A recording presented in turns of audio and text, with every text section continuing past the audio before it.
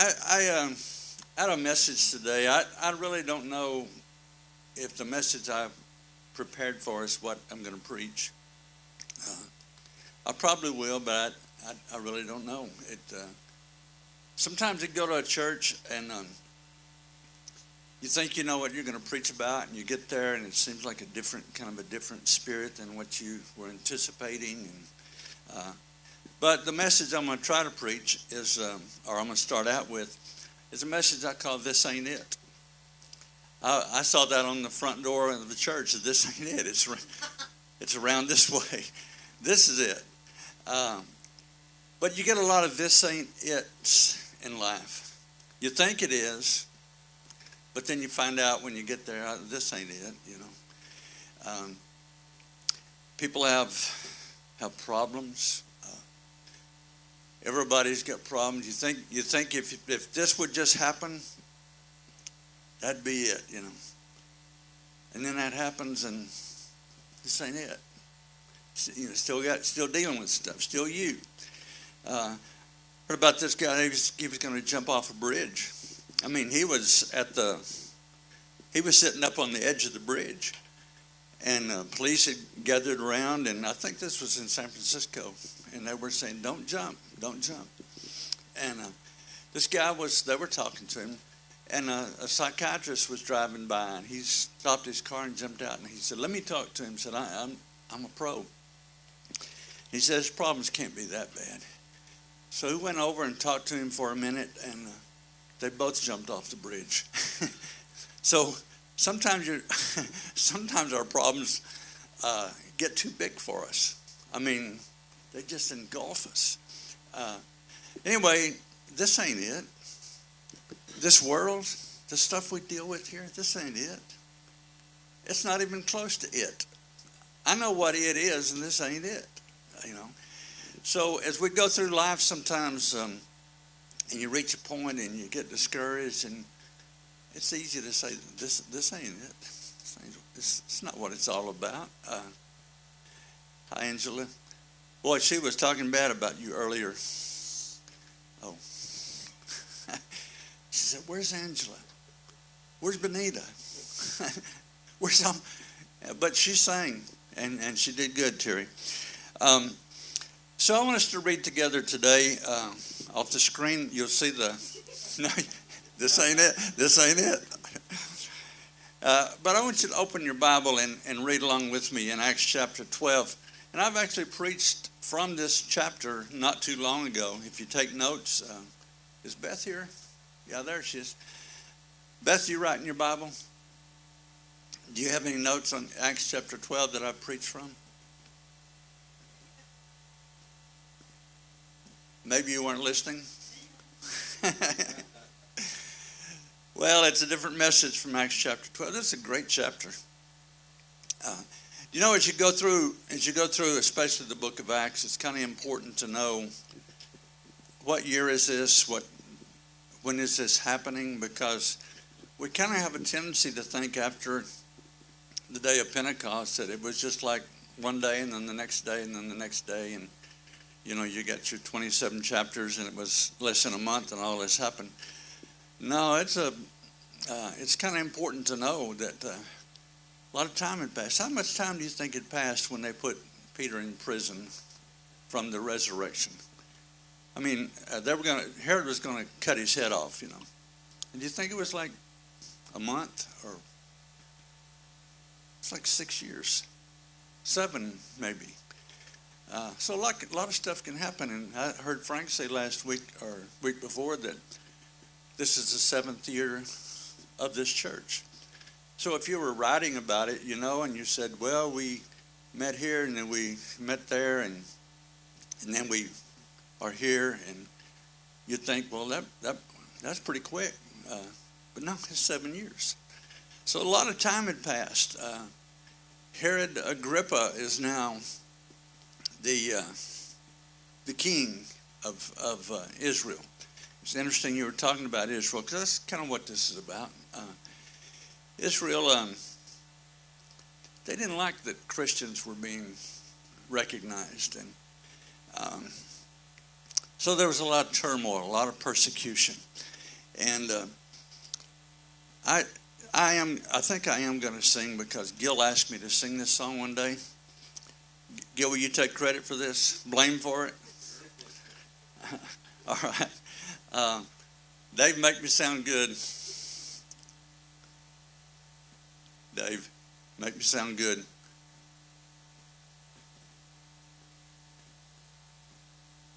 Okay, we have a 5-second deal in. If it doesn't happen, then we're going back to preaching.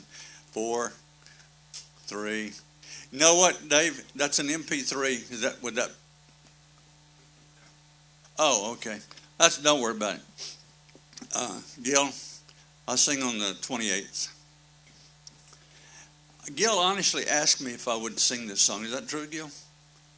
Okay. So, Ronnie has asked me to sing it before. Devil's in the phone booth. Randy, you like that, don't you?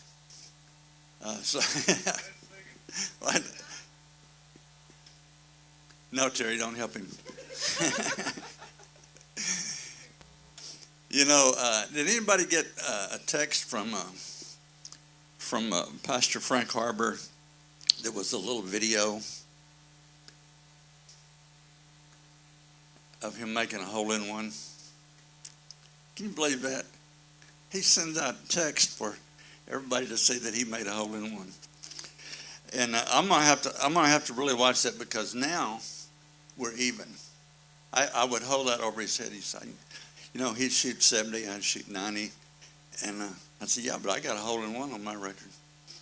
Now he does. So I don't know what I'm going to tell him now. Is probably tell him that he's 30 years younger than me.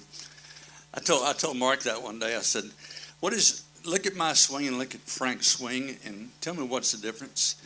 He said 150 yards. I said, no, 30 years. He said 5 yards a year. Anyway, I'm glad Frank made a hole-in-one. I want us to read from Acts chapter 12.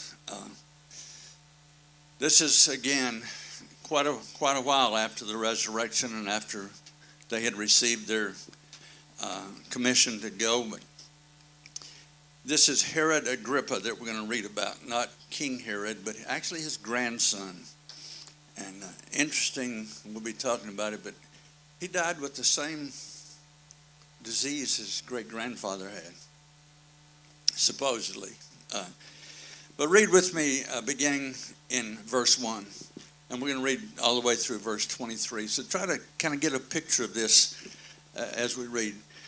Now, about that time, Herod the king stretched forth his hands to vex certain of the church.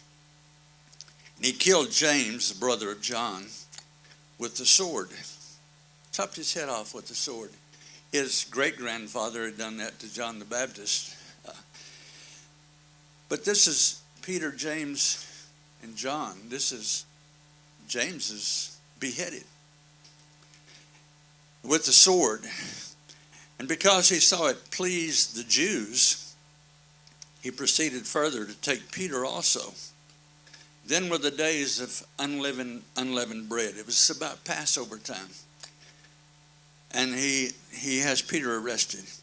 And we had apprehended him, he put him in prison and delivered him to 4 quaternions of soldiers to keep him, intending after Easter to bring him forth to the people. Peter therefore was kept in prison, but prayer was made without ceasing of the church unto God for him. And when Herod would have brought him forth, it was time to cut his head off, when he would have brought him forth that same night, Peter was sleeping between 2 soldiers, bound with 2 chains, and the keepers before the door of the prison slept. The 16 soldiers were guarding him.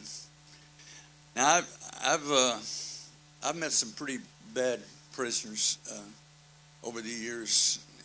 Comes to mind is Eddie Ferncombe in Ireland. He had 4 officers escort him anywhere he went. Chained, waist chains, ankle chains, hands behind his back, chained, and 2 officers in front, 2 in back. You don't see that very much. 1, 2, 16. 16 means we're serious about this. They had Peter chained up. So, verse 5. Peter therefore was kept in prison, but prayer was made without ceasing unto the church of God for him. And when Herod would have brought him forth, the same night Peter was sleeping between 2 soldiers, bound with 2 chains, and the keepers before the door kept the prison. And behold, the angel of the Lord came upon him, and a light shined in the prison. And he smote Peter on the side. I don't know if it was slapped him or tapped him or hit him on the side, and raised him up, saying, Arise up quickly. And his chains fell off from his hands. I just want to make a comment here. Don't ever think your problem is too big for God. Don't ever think that. It's not even a big deal for an angel to show up with the light of God and your chains fall off. Not even a big deal. And I guess Peter might have been saying, this ain't it. And the angel said unto him, Gird thyself and bind on thy sandals. Put your clothes on, your shoes on. And so he did, and he saith unto him, Cast thy garment about thee, and follow me. Now, I don't know whether they were talking loud, but the soldiers didn't wake up. But Peter was listening, and he went out and followed him, and didn't know that it was true which was done by the angel, but thought he saw a vision. It was real, but it was too real for Peter. He said, This can't be. I must be seeing something here. And when they had passed the first and the second ward, they came into the iron gate that leadeth unto the city, which opened to them of its own accord. I live in a gated community. That's kind of neat, you just drive up and the gate opens. And I guess Peter did too. Hit the gate open on its own accord when the angel was there. And angels can do things and do things that you can't do. They do miracles. They're sent from God with the purpose. And when they come from God, they come with some of God's presence. And so the gate opened of its own accord. That's kind of neat. And they went out and passed through one street forthwith. The angel departed from him. They show up, they leave. Not very many people get to see angels, but that's kind of what they do. Is they come, they bring something from God, and they move on. So the angel left. And when Peter was come to himself, he said, Now I know surely that the Lord has sent his angel and hath delivered me out of the hand of Herod, and from all the expectation of the people of the Jews.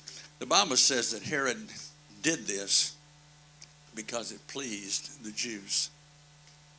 It wasn't necessarily because Herod was just a bad guy. He was in charge. He was over the Jews, and so he did things that pleased, and it pleased them. Pleased them to crucify Jesus. It pleased them to have James' head chopped off. It pleased them to anticipate Peter's execution. So he was dealing with Herod. And verse 12, And when he had considered the thing, he came to the house of Mary, the mother of John, whose surname was Mark, where many were gathered together praying. And as Peter knocked at the door of the gate, a damsel came to hearken named Rhoda. I also have a message about this I may preach someday. It's called, I Hear You Knocking, but you can't come in. But he was knocking on the gate, and they were inside praying, and Rhoda comes to the gate and says, That looks like Peter. So she didn't even open the gate. She goes back in.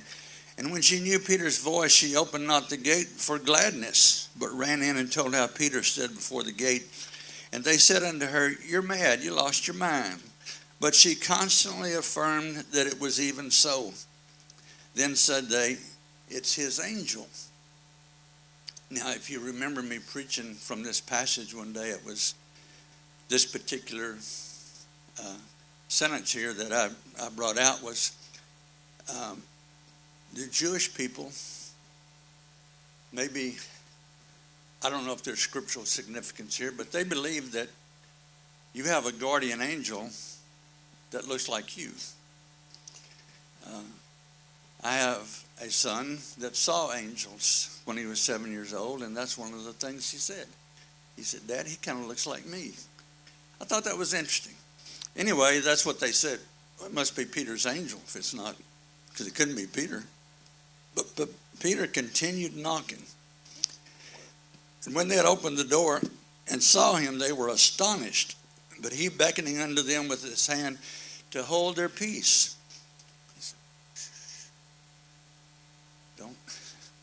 Don't make too much noise. They're still looking for me. Declared unto them how the Lord brought him out of the prison. And he said, go show these things unto James and to the brethren. Different James, of course. And he departed and went to another place. Now I think about these things sometimes. Where did he go? He was hiding. He was a wanted man right now. He had escaped from prison. I wonder where he went. It was night. Went to some safe place, somebody he knew, you know. It's like, Dave, can I spend the night with you looking for me? They're supposed to cut my head off in the morning. Yeah, come on in. He went somewhere to get away from them. Now, as soon as it was day, there was no small stir among the soldiers of what became of Peter. I mean, there was some stuff going on in the political arena. Herod says, he's gone. He interviewed, think about this. We see these things on the news all the time, that they're going to have an investigation, and 6 months later, you might know a little bit about it. I don't know how long this investigation took place. We kind of think it was just like he came down and said, okay, I'm going to kill y'all because you did this. There was probably more to it. Probably some time passed, but in verse 15, and when Herod had sought for him and found him not, he examined the keepers. He interrogated them, had a little investigation, and commanded that they should be put to death. They didn't do anything.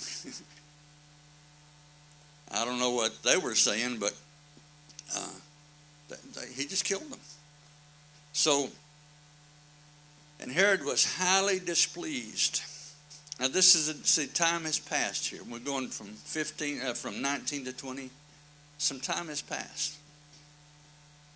And it's just a mention that Herod was having some problems with the people of Tyre and Sidon.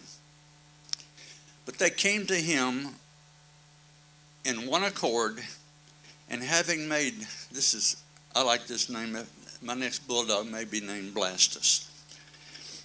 And having made Blastus the king's chamberlain their friend, they got somebody who was close to the king and probably bribed him and said, you know, we need to make peace. You see what Israel had done? Israel was the source of food for Tyre and Sidon. And there was an embargo. And so somehow they bribed Blastus. And said, can you get us an audience with the king? Can we get this? Can we have some peace talks? Can we get this food going again? And the Blastus, the king's chamberlain and their friend, desired peace because their country was nourished by the king's country. And upon a set day, Herod, arrayed in royal apparel, sat upon the throne and made an oration to them. And the people gave a shout, saying, it's the voice of a God, not the voice of a man. And immediately the angel of the Lord smote him, because he gave not God the glory. He was eaten of worms and gave up the ghost. Wow. I don't know if it's the same angel. Might have been. There are all kinds of angels. This apparently was a destroying angel, but That's pretty interesting. Do you know where this took place? In Caesarea. Caesarea is where the king's palace was. And anybody ever been to Caesarea? Did y'all go to Caesarea? Did you see the stadium? What will that seat? 10,000?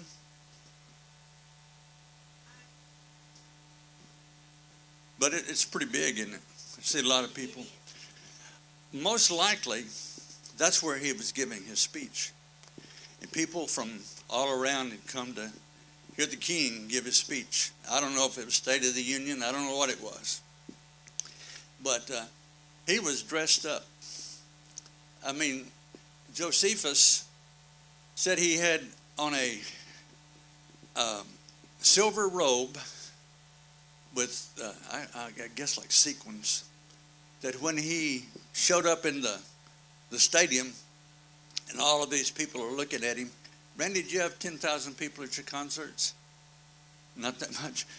But a lot of people. And they were from surrounding countries. And Herod stood up to give his speech, and the sun shining off his robe and the glistening from the morning sun and the Mediterranean Sea, right there, isn't it? It's right there by it. And so they looked at him and said, he must be, he's more than a man. He must be God. And not only were they appealing to his pride and his ego, but they thought he was big enough that maybe he was God. They wanted the food, they wanted the country taken care of, but they said, he's God. And he didn't say anything. I kind of seemed like almost swelling up. I'm pretty big. I mean, I don't know what he was thinking inside, but he didn't refute that. He let them believe, maybe I am God. And immediately, angels struck him. You know what I saw? I saw a dead body one day. I don't know if you've ever seen a dead body or been around a body, but I found a dead body. I was working for the electric company, and I was driving a car in a certain area of town in kind of southeast Fort Worth, right off of East Berry Street, East Berry and Riverside Drive, in that area, if you're familiar with it. But I kind of came around the corner, and whoa, what a stench. If you've ever been around a dead body that's not been embalmed and taken care of, there is no smell like that in the world. I could smell it through my car windows, and I stopped. I looked outside, rolled down the window, got out of the car and looked around because something was wrong. And there I could see a human body. I don't know how long he'd been dead, but I could see the maggots already working, worms. And of course I called the police, and they came, and they did all the things they do. But that's a pretty gruesome sight. Do you know what? It said the worms, he was eating of worms right there. I don't know what happened. There's speculation. A lot of people have studied this and written about it. But that maybe he had the same disease his grandfather had. I think it's called Fournier's gangrene, but it's like internal gangrene. And that God pretty much had sent this angel and said, that's it. Turn that disease loose. But he was eating of worms. Nobody saw this. Nobody's got a video of it, but several accounts people have written about and said that he turned like to a piece of rotten wood. He decayed on the spot, eating of worms. And it's just one verse in the Bible, and you move on. Josephus wrote that when he was smitten with this disease in front of all of these people, that he even he wrote some words that the king said. He said, the people have said that I'm of God, but the evidence of what's taking place right now indicates that I'm not. Something to that effect. And they took him into the king's chamber, and He died 5 days later. That's what historians record. So immediately, that's pretty quick. But what an end to a story. But this ain't it. You know, being dressed in royal clothes and sitting on a throne, it's still just a chair. I mean, I don't care how you decorate it and what it looks like on its appearance, it's still just a chair, you know. Where you're sitting right now could be, just feel like a throne, one. Just feel like a chair. Yeah. He was on the throne and he had all this attention, but it was just a chair. That's all it was. This ain't it. You know, people think if I could just dress, if I could get me some, if people would look at me if I had on all this stuff. This ain't it. It's not what it's about. I saw the other day, I was driving through Colleyville, I think coming back from the office to my home, I saw a yellow Lamborghini. Is that the way you pronounce that? You seen that car, Martin? Is that your car? But I saw it. I saw this guy driving along in this car, and I said, wow, that's a good-looking car. This ain't it. It's not about stuff like that. It's not even close. I was thinking about this message last night, and I don't. This is going to sound like boasting, but it's not. I'm just telling you the story. I've always had favor with God and people. I don't know how to explain. I don't mean that boastfully, but somebody asked me the other day, said, what was your favorite time in life? It had to be high school, you know. It just had to be high school. And I think, oh no, it was the birth of my two sons, and you know, a lot of good things happened. But I was always the captain of the team. Mark, you would know this. I was always the best player among the group. No, Lauren, you can testify to that, can't you? Oh yeah. No, but I mean, I just seemed like I always had it best. I don't know why. It's not a boast. I was captain of the baseball team. I was co-captain of the basketball team. I was king of the Valentine dance, and my girlfriend was queen, and I was president of the student body. I was it. This ain't it. Do you know how much that counts for? Nothing. And then you go to college, and you're on the basketball team with guys from other schools that were the same thing, and some of them were actually better than me, and I just could not accept that. You know, this ain't it. You know, you think you get stuff, and you reach a point in life. Would you like to be president? I mean, would you like to be? What would that mean to you if you could be president? If you could be the president of the world, that's what you'd be. What would that mean to you? That would just mean that some people are impressed, but it doesn't mean you're not going to die. It doesn't mean you're not going to face God. Things that go on in this world, this ain't it. I got a trophy in high school. Man, that was before everybody got trophies. You know, everybody. If you ever played in the Little League now, man, they get trophies. Everybody gets a trophy. Just being on the team, just not crying on the team. You know, you get a trophy.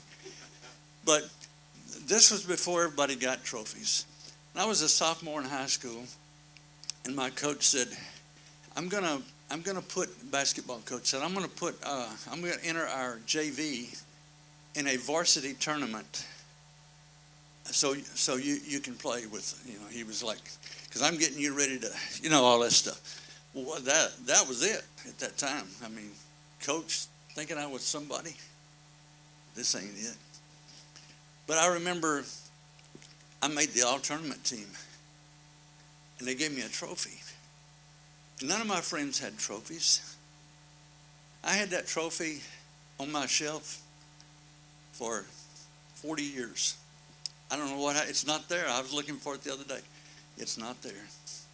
But you know what? This ain't it. That is so meaningless. The things that we put stock in, things that make us smile, things that kind of pump us up, this ain't it.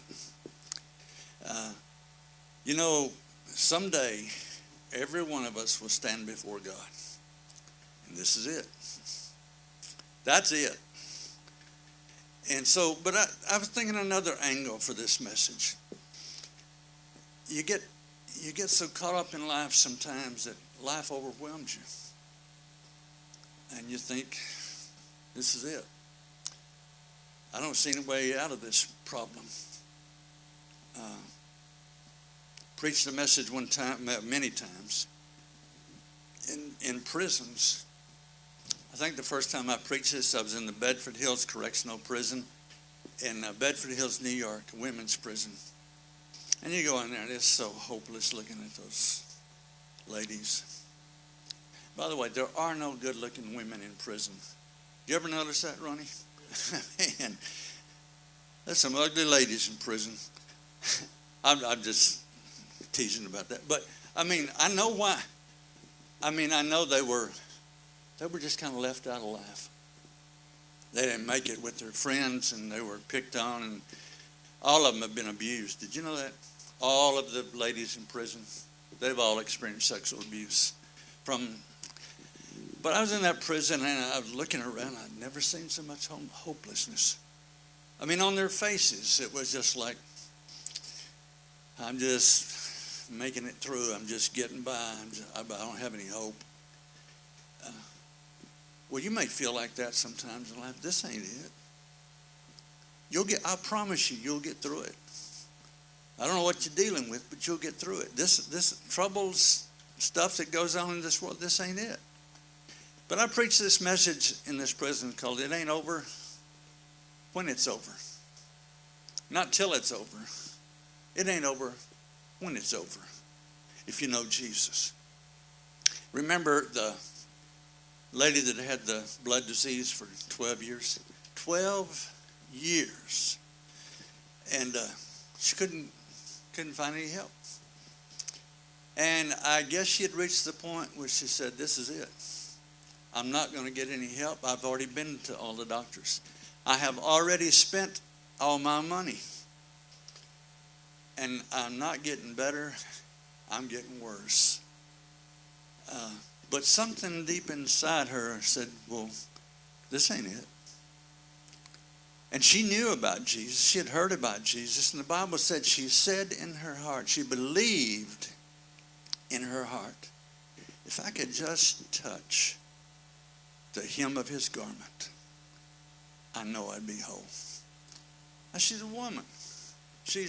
I don't know if you understand what it was like to be a woman in Jesus' time, but they weren't very popular.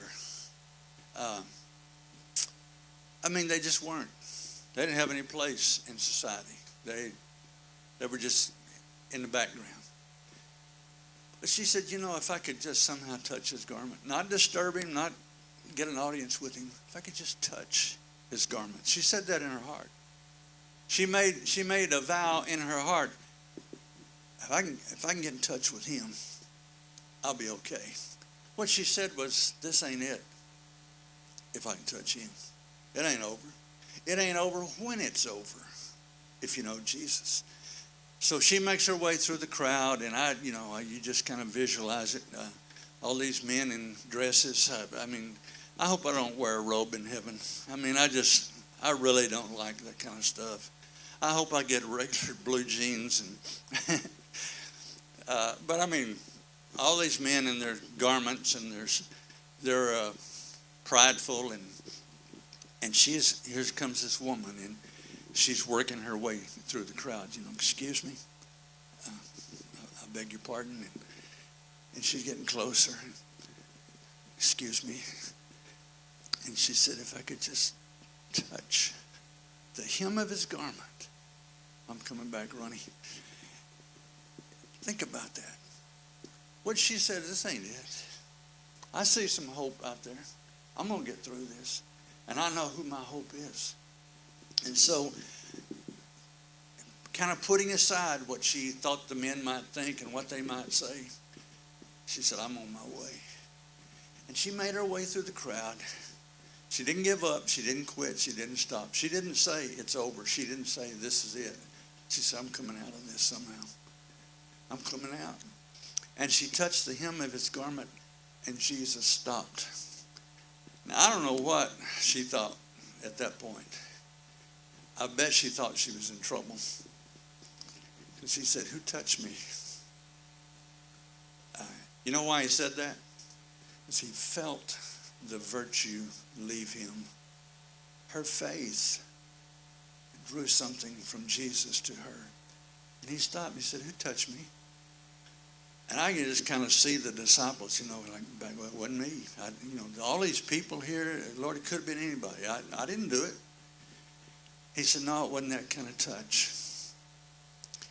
He said, I felt virtue come out of me.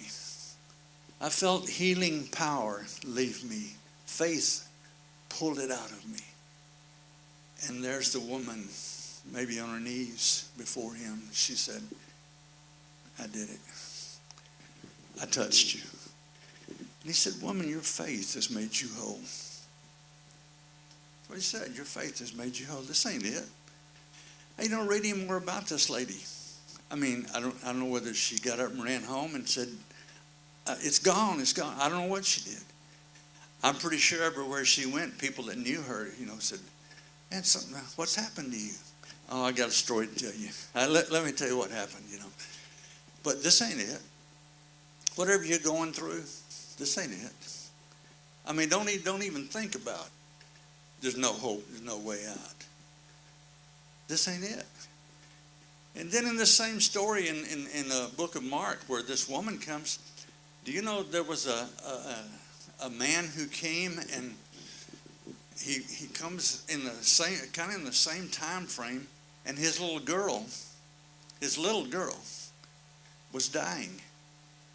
And he was thinking the same thing. If I could just find Jesus, if I could just get him, I know he can heal her. But she was sick unto death, the Bible said. Well, he finds Jesus, and in his heart he's thinking, Lord, it's almost over. This is it. If as a matter of fact, the woman, she's still there. And this guy comes up. And he said, Lord, my little girl is about to die. But if you go home, if you just speak the word, I know she'll be healed. If you just say it. Isn't that something? That God can just speak and somebody can be healed. Somebody can be changed with him just speaking. He said, Lord, I know if you just speak it, she'll be well. And while they're talking, word came from his house that the little girl was dead. He heard it. Jesus heard it. Said, it's too late. She's dead. It's over. But see, if you know Jesus, it's not over when it's over. He's bigger than whatever. Doesn't matter. Death. I can see him putting his arm around this guy and saying, I'll go home with you. We're going to fix this. You're going to be all right, and she's going to be all right. And sometimes you have to grasp that kind of faith. I'm going to get through this. I know I am. And I'm getting through it with God's help. And he can speak from a distance. I told y'all about the little boy that was from Seattle. Came to one of our meetings. By the way, we're going to have a night of ministry at our church. This ain't it back here. We're going to have a night of ministry at our church on the 14th of September. And it'll be a Saturday night. And I would be really disappointed if everybody in our church is not there for that night of ministry. People will come from other places. But anyway, this little boy comes from Seattle, and he's full of demons. His mom and dad bring him to the service. He's 9 years old. A genius. I'm talking about, just me and him are out there. No, I mean, he is so smart. He's probably going to be a rocket scientist. But he was nonverbal. He could not speak, would not speak, did not speak for the first 5 years of his life. And his mom and dad were they were thinking, this is it. If we can't get some help here, we're going to have to institutionalize him. Now, he's 9 years old now, and he's working Mensa puzzles while he's waiting. But the little boy was healed. Mom and dad thought it's over. He was diagnosed with Asperger's syndrome with autistic tendencies. But he sent me a letter, this 9-year-old boy sent me a letter a few days ago. And he starts, his printing. He said, Brother Don, I just want to tell you I'm okay. And I know how to throw a football. And he's giving me the tips on how to throw a football. He said, you let it roll off your fingers. You kind of have to put the right touch on it. Let it roll off your fingers. And he said, by the way, I'm not in special need classes anymore. I'm in regular school. His parents had said, this is it. I guess he thought, one of the things he told me when I was first talking to him, he said, I'm normal. I said, I know it. But apparently he'd been told that or he had heard that conversation. But as his first defense, I'm normal. Of course he's normal. But somehow through generational curse, I don't know how those things happen. All I know is he's healed today. Genuinely healed today. It ain't over when it's over. And so Jesus said, let's go to your house. And they go back to this ruler's house. And a little girl, I think the Bible says she's 12 years old, was laying on the couch, the bed, and she was dead. The coroner had already been there. Doctors had already been there. They had already declared she's dead. There were professional mourners.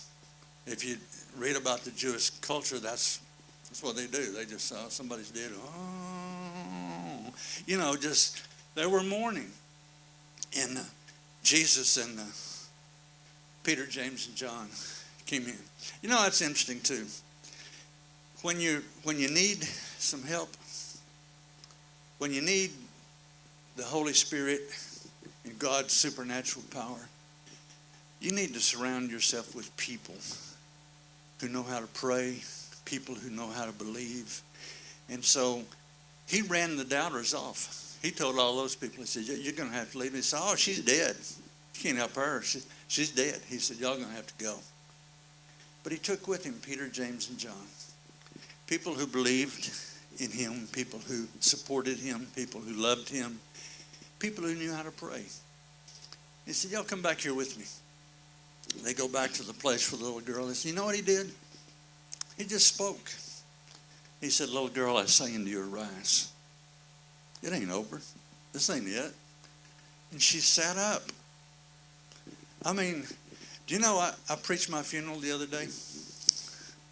Terry's eyebrows just popped up. I did. Ronnie knows about this. Tommy Thomas videoed it for me. I don't mean to make light of this, but it's not a big deal for me, really. I mean, I don't know if it's going to happen in 15 years or what, but I'm not anxious about it. So I went to this casket place. Wish I could have seen that lady. And I said, could I just borrow a casket? I said, I'll rent it, whatever I need to do, but and she's like, who are you? I talked to her for a minute. I had on a TCU shirt. She graduated from TCU, and that was a big deal.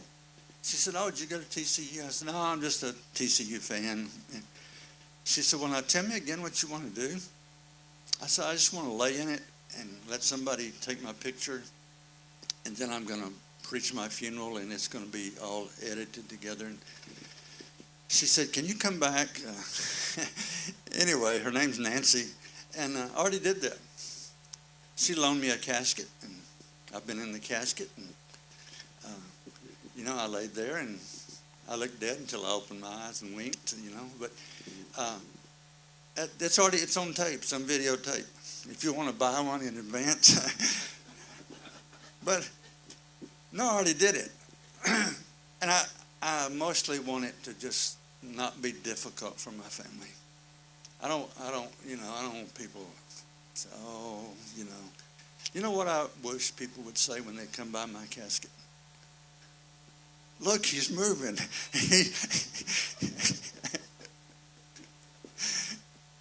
No. Actually, I said that in the funeral message. But it's already done. I mean, I've already preached it. It's Terry's just cracking up here. But I'm not nervous about that. This little girl was dead. And Jesus said, little girl, I say unto you, arise. And she sat up. Now, I did that in the casket. I sat up and said, wait a minute. Peggy always said I'd get the last word, and I want to preach my own funeral. It's not a comedy. It's just, I don't want people moaning.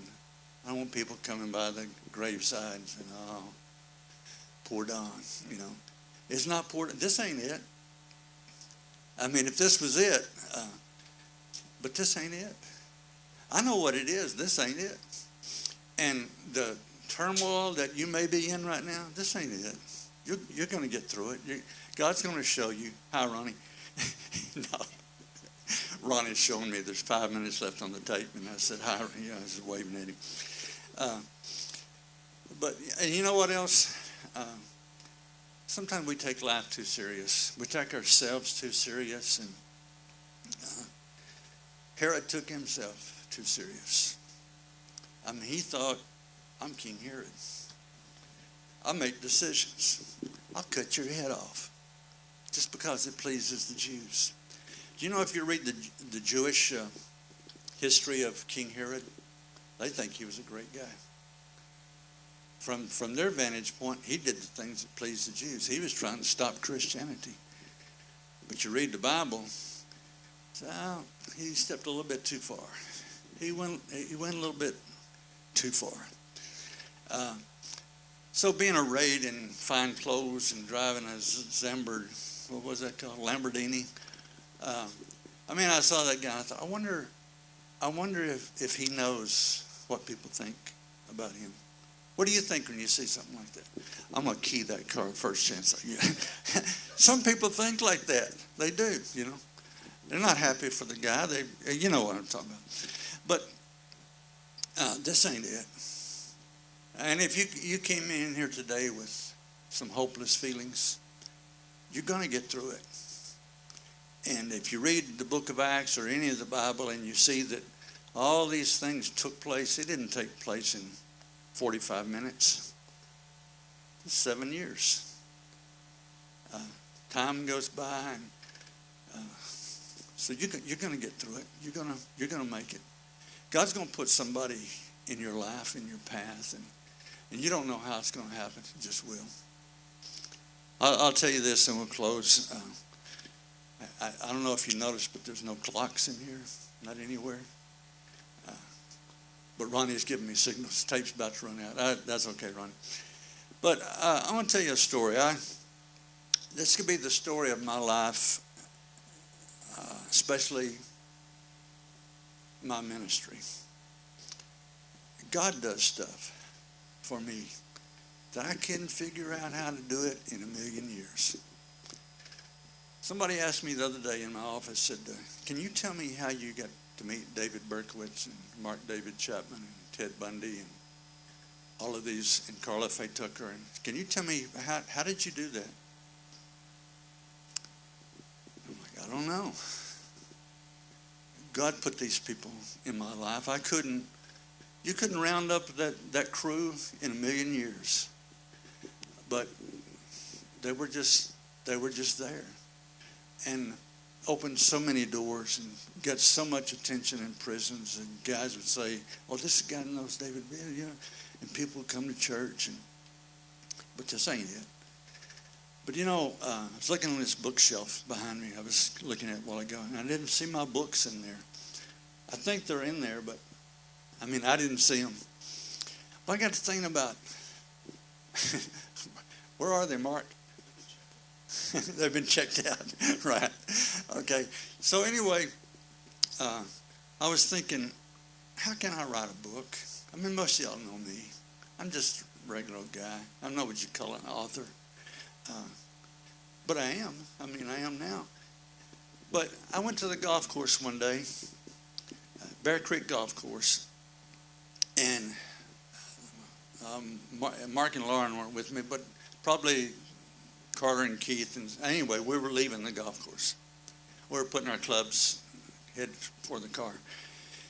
And up walks Dr. Frank Harbor, Marcus Lim, and Steve Strang. Steve Strang is owner of the second largest Christian publishing place in the world. I didn't know that. But he walks up, and instead of Frank saying, "Hey, Don, I'd like you to meet Steve Strang," he said, "Hey, Steve, I'd like for you to meet Don Dickerman. He's got the most unique, fantastic ministry." That's what Frank said. So Steve's asking me about it, and I said, "Yeah." He said, "Do you have a card?" I said, "No, I don't carry cards. I found out if you give people a card, they'll call you. And I don't carry cards." But he said, "Will you send me the books you've written?" He said, "I know 1,000 preachers that need this message." I said, "Yeah, I do too. But I don't know any that want it, He said, "Send me your books." Anyway, I was thinking, their offices are in Orlando, right outside of Orlando. I sent him a couple of books I'd written, but I wasn't expecting to hear back from him, or it's kind of. But I got an email from him. He said, "We want to publish these books and market them worldwide." I'm like, how did that happen? I couldn't call Steve Strang on the phone and say, "You know what? I got the most unique ministry." But it happened. You don't know who God will put in your path. You don't know tomorrow what may happen on your job that God had his hand in. That an angel, God sent his angel and said, "I think it's time.